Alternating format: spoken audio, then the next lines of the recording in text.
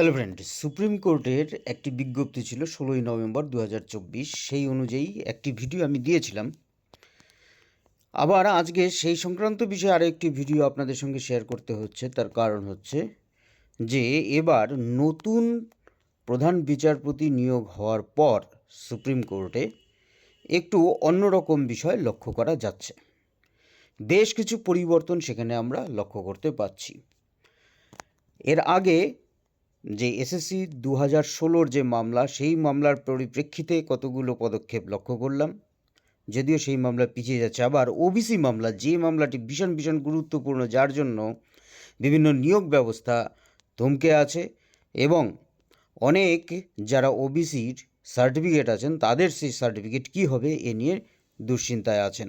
যে মামলাটির ক্ষেত্রে একটি পদক্ষেপ লক্ষ্য করলাম, তা হচ্ছে যেহেতু সুপ্রিম কোর্টের প্রধান বিচারপতির বেঞ্চ একটি ভীষণ গুরুত্বপূর্ণ বেঞ্চ এবং সেখানে ব্যস্ততা সবথেকে বেশি থাকে, যার দরুন সেখানে মামলার শুনানি ঠিক সেভাবে হচ্ছিল না।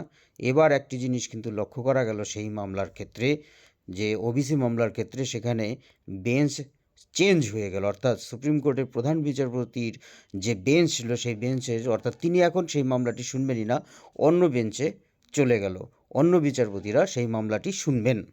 এবার সেই পরিপ্রেক্ষিতে আমরা বলি যে ডিএ মামলা, সেই ডিএ মামলাতে কি এরকম কোনো একটি বড় পরিবর্তন আসবে? কারণ এর আগে আমরা দেখেছি যে ডিএ মামলাটি সবসময় সিরিয়ালের প্রায় শেষের দিকে থাকতো, সেক্ষেত্রে সময় হতো না, বা সময় হলেও তা শোনার জন্য যেটুকু সময় ব্যয় করা দরকার সেটুকু হয়নি। আবার কোনো কোনো ক্ষেত্রে সরকার পক্ষের যে আইনজীবী তাদের ক্ষেত্রেও কিছু যে নেগেটিভ বিষয় সেটিকে লক্ষ্য করা গেছে।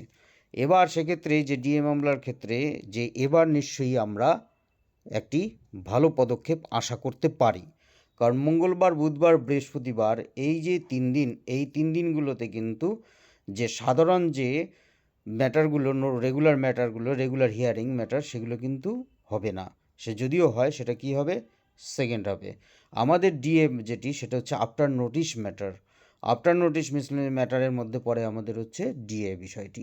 সেক্ষেত্রে এই ডিএ ব্যাপারটি কিন্তু এবার আগে আসবে। আশা করি এই প্রধান বিচারপতি নিয়োগ হওয়ার পর যে বিষয়গুলো দেখেছেন, তার জন্য এই ডিএ মামলাটি আবার প্রথম দিকে শুনানি হয়ে একটি গুরুত্বপূর্ণ ব্যাপার লক্ষ্য করা যাবে, হয়তো বা পজিটিভ কোনো কিছু বিষয় আমরা লক্ষ্য করতে পারি। সেক্ষেত্রে অন্ততপক্ষে যেন শুনানিটি হয় এবং রায়দান সে তো পরের বিষয়, সেক্ষেত্রে কী হবে সেটা পরের ব্যাপার, কিন্তু যেন শুনানিটি শুরু হয় এবং মামলাটি শোনা যায়, সেই ব্যবস্থা নিশ্চয়ই এবার হবে বলেই মনে করা যাচ্ছে। ধন্যবাদ।